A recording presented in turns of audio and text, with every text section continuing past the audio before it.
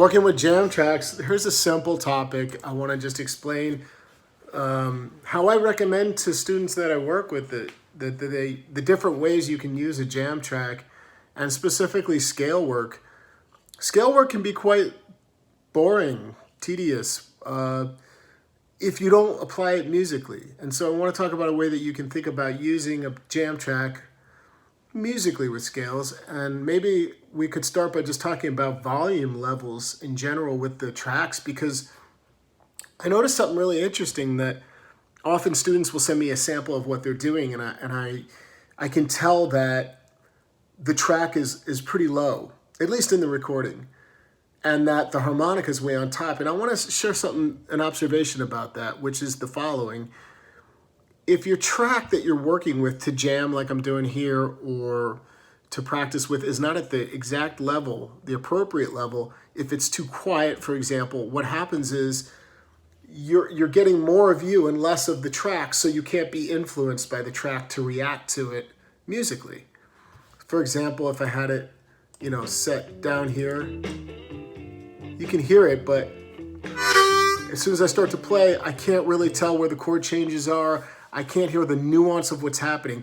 And then vice versa, if you kept it really loud, if that track were cranked, you're overplaying to sort of keep up with it. So you want a decent amount of volume, but you just don't want to overkill, right? That's step one, getting the volume right. And as far as scale works, I'm just going to take the most obvious scales like second position, blues scale, and the major pentatonic. Ones that we've talked about, and people know these scales, but here's a kind of a cool way to maybe think about working with it. So let's start with the blues scale. Now I'm not going to play the equivalent on the high end with that overblow, because a lot of people don't overblow. So what I'll do is I'll just kind of pentatonic that part. I'll play that major pentatonic, and I'll give you these notes. I'll either put them in the video description. Let me call out the notes I am going to use, and then let's get right into sort of like a cool way that you can work with this scale. The blues scale, just jot this down if you need it. 2 draw, 3 draw, half step bend, 4 blow, 4 bend, 4 draw, 5 draw, and 6 blow. And maybe you're already familiar with that, and we'll just take that bottom portion for today and talk about that scale, and then I'll do something with the major pentatonic. So with the blues scale, if you just turned on the track and you were like,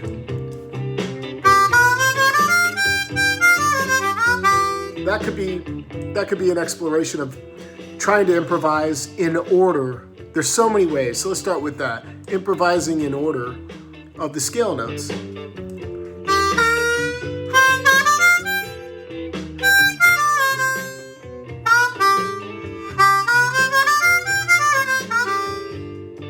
And after a while, you realize that it can get very stale because you're just going in sequential order, adjacent holes.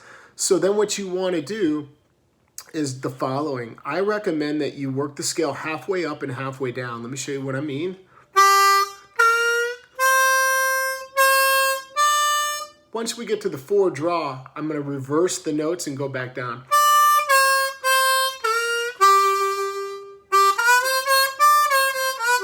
And that pathway of the half the scale right there there's so many little built-in riffs. Those are just great ideas. So I would take that.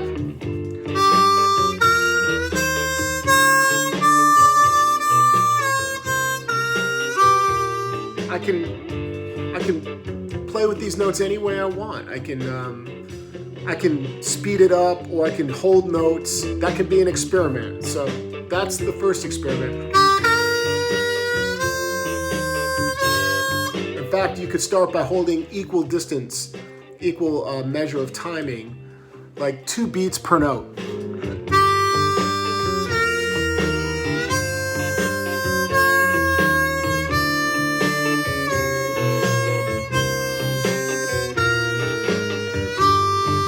And then you might want to do triplets.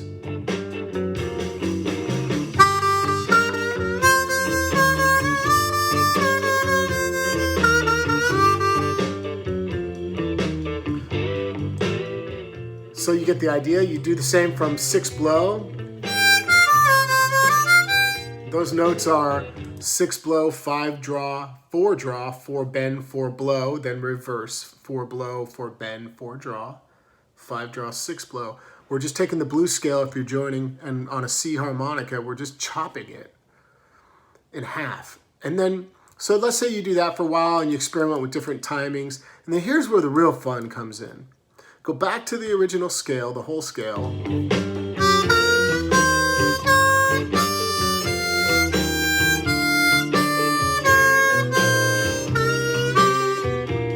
Now there's going to be a change up, and the change up that you're going to try is, in a live band situation, you'd be soloing, right? Well, some of the time I would be, but not the whole time. Yeah, absolutely. But that, now let's skip a whole. So the only rule is you can only, 2 rules, you can only use scale notes, and you can't go to the note, the hole next to you at any point. Why? Because you want to get good at jumping scale notes so that you can come up with new ideas like this.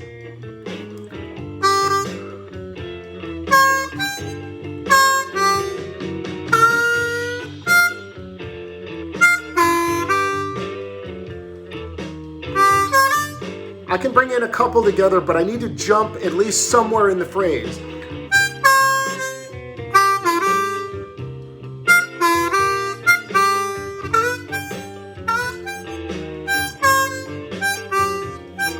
There's a mistake. We don't want to go right next to it. Why? Because there, again, there's these great riffs that are created by just jumping scale notes. Just by going 6 blow to 4 bend, 4 blow. That's a really smart idea. So if you've never made that connection between 6 blow and 4 bend in cross harp, now you have. So you want to work on skipping.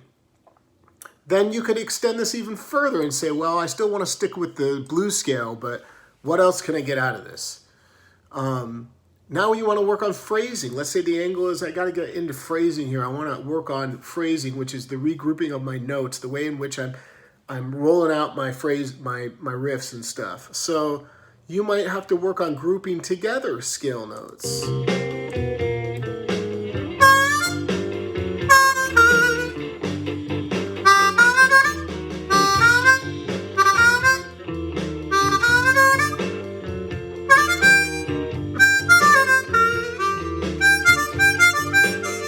Play triplets.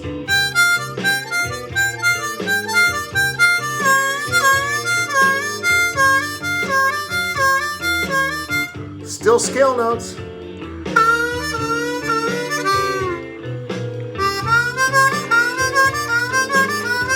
All right, let's talk. I'm grouping like 3 to 4 notes in one little section. Like that last riff was 3 draw, half step bend, 4 blow, 4 bend, 4 draw. So you get the phrase in your head first, like ba-da-da-da, ba-da-da-da, the timing and the way you want it to come out. And then you go attack it that way. If it's too fast of a track because you're just not able to keep up, you need to find a slower track. Didn't plan on doing this, but slow blues in the E. This will be an A harp. You could do that. Same concept, A harmonica. And what we can do here is just work on things that would normally be really challenging in a fast tempo track, bring it into this slow track, and then bring 4 bend, 4 draw, 5 draw.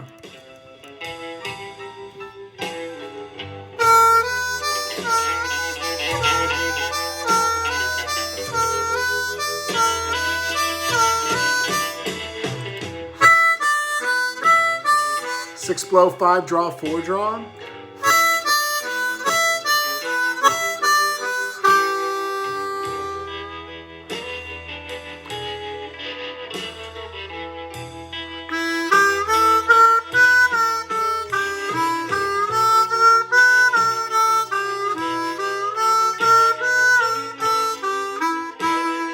That's that halfway up and back down. Starting to make sense? These are some different ways you can work with scales and backing tracks and be productive. Because I think what happens, and myself included, is that we turn on a backing track and you get enamored by the track and you just want to go off and play. You just want to improvise and try to, and that is a great thing to do. You should do that. But then in addition to that, take the track and be focused. This is just one way to work with a backing track as it relates to scales. And then you go thinking about your practice with grooves. I bet you can already imagine a million things that you could be doing with these tracks when you're trying to focus in on just, hello, how are you? On just grooves. It's a whole nother strategy. And I do think there's an order of operations to how you would want to build skill. Basic technique is first. You have to, be able to command single notes and get a grasp for how to bend, to draw a bend rather quickly on the harmonica if you want to learn how to improvise and play blues. You need the bends. So the strategy would be get some of the technique refined. Take baby steps with these tracks, but not be afraid to turn it on and just go bananas. I saw a Facebook post the other day in a harmonica group with a guy who put himself out there. He's more of a beginner player, but he was like, and the title was something like just exploring sounds. And everyone was very, nice. No one had from what I saw, no one was putting anything nasty on the video, but it was cool. It reminded me of when I was back in the day thinking like, it's okay to just put on this track with no skill and just try to make sounds, see what kind of new sounds you can create. And often they're based on technique, different things you're doing with your tongue or your mouth, but often it's just making sound. Just try to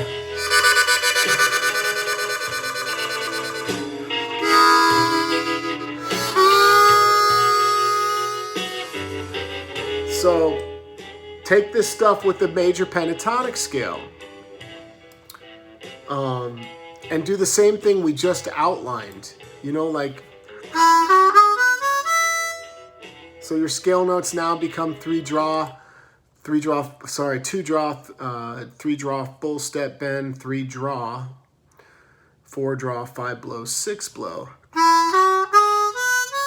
And we're this little pentatonic scale, same manner. You start chopping this scale up and slicing it around halfway up, halfway down, jumping the holes again, and that would sound a little bit like this.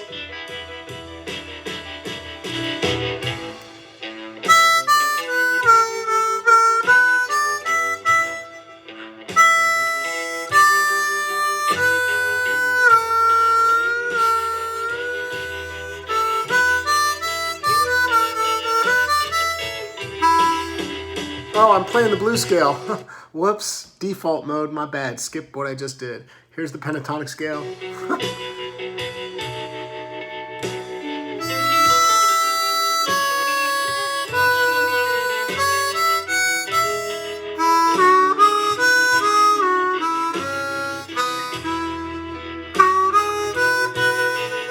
Jumping holes.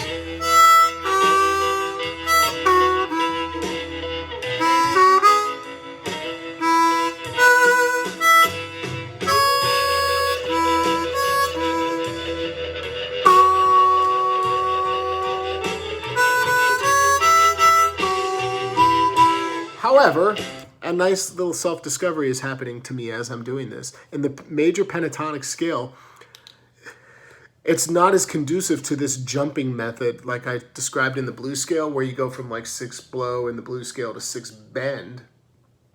Hey, Dave. What we're doing in the major pentatonic often is let's not jump stuff because the 6 blow, 5 blow, 4 draw combo is so sweet. Just play that back and forth with me for a second. 6 blow, 5 blow, 4 draw on an A harp. Back to 5 blow, back to 6 blow, and repeat the circle.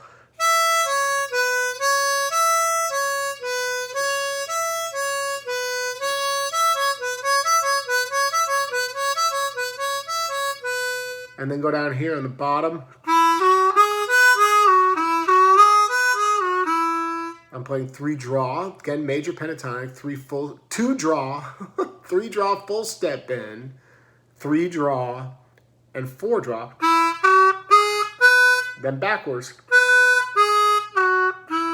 And why would you do it? Again, you're forging these pathways in your brain and your musical mind and muscle memory so that you can just pick this thing up and stick to a scale.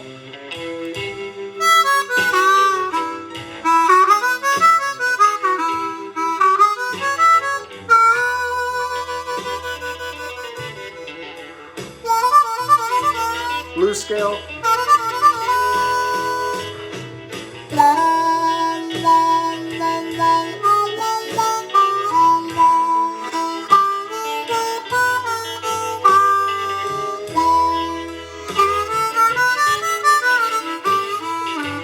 Just scale notes.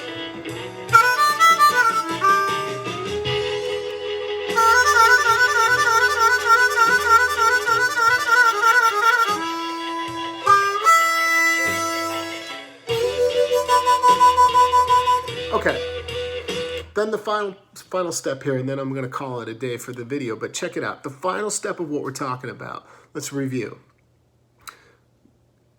Working with the scale can be as simple as 1 note per beat, and working the scale straight, halfway up and halfway down, from the bottom to the middle and back down, and from the top to the middle and back up, and then jumping holes. But how do you put emotion? How do you work on emotional quality with backing tracks and scales? This is popping into my head right now. I didn't plan on talking about this. Well, here's an idea for you. Stick to the scale notes. That way you don't have much to think about. You don't want to think when you're improvising. You don't want that to get in the way of the emotion. I propose that you take a blank piece of paper and write out the scale notes in front of you. Put them face down. Or put them up so you don't even have to look down. Put them in front of you, like tape them if you've got a cork board or something, or put it up in front of you. Then know that those notes are your guide. Anytime you want to hit a note, any of those notes are going to work, and just go to some of those notes, right? But the difference is, to get the emotional kind of connection to what we're doing, I think the best way to do that is to center in and start to hold long notes and shape the notes. So I'm going to end it by trying to really get some emotion out of staying around some of the scale notes in the blues scale. I'll use my hands, I'll use some vibrato, I might throw in other techniques, but I'm not going to use any other notes. And the focus isn't about the phrasing or the riffs at all. It's the opposite. It's about trying to feel what that note means over that particular chord that we're on. A harmonica.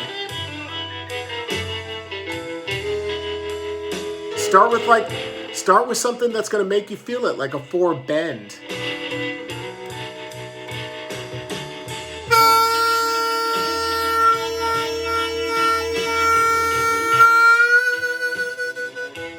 Repeat it.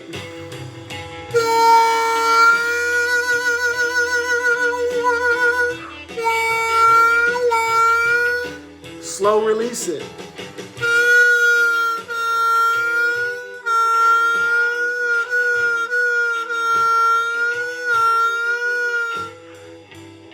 Three draw half step bend.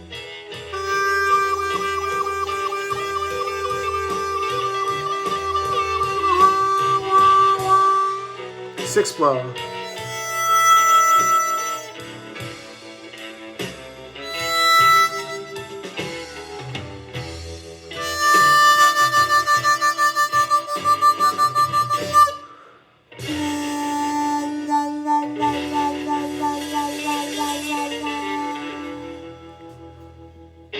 Yeah, and that's how you can get a little more full practice with a scale and a jam track, everybody.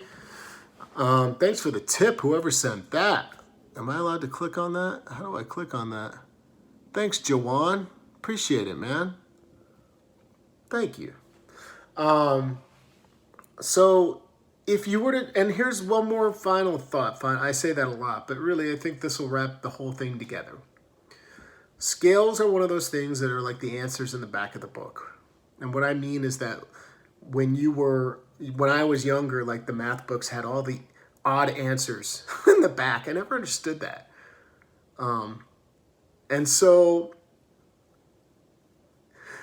Scale notes are the answers in the back of the book. They're the notes that are always going to sound great no matter where you are, and when you play these notes, they're just going to work, okay? That's a simple way of putting it. So because they're so essential and they're easy to overlook and not practice scales, because you can learn harmonica completely by ear, not thinking and learning from scales. I primarily did that. However, I did learn a little bit of scale work in the beginning.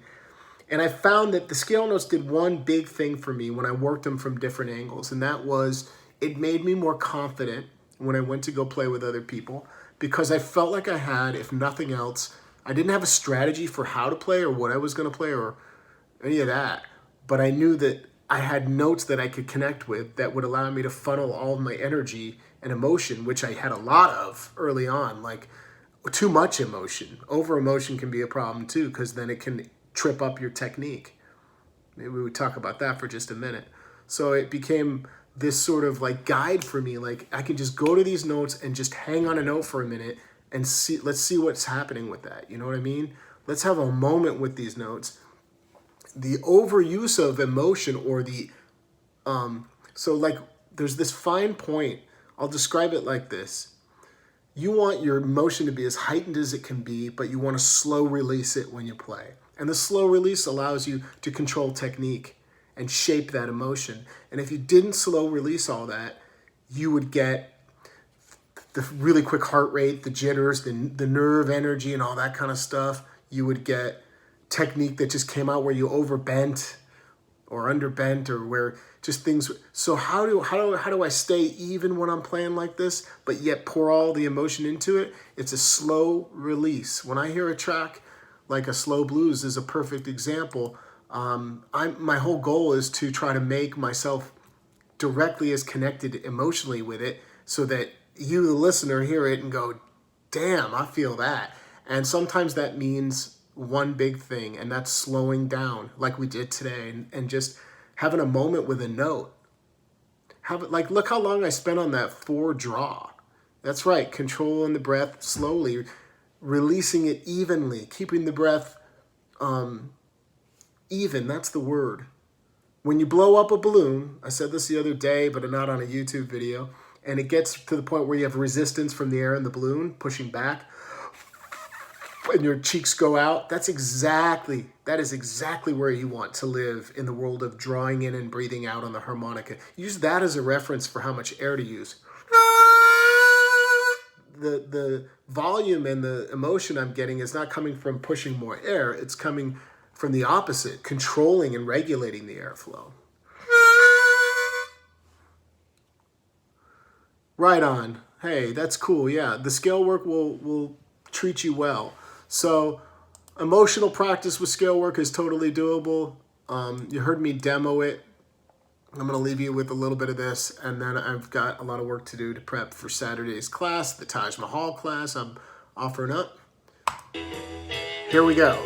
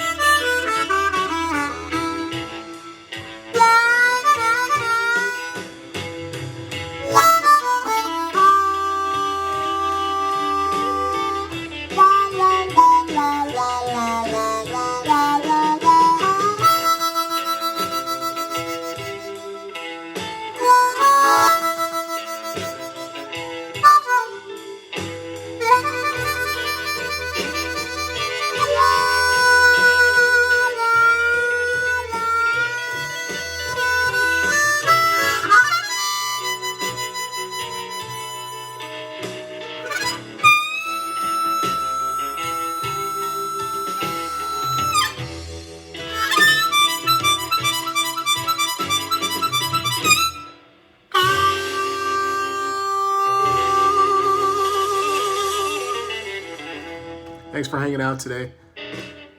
Hope to see some of y'all real soon. I'll be back at this on my channel in a couple days. Adios, everybody.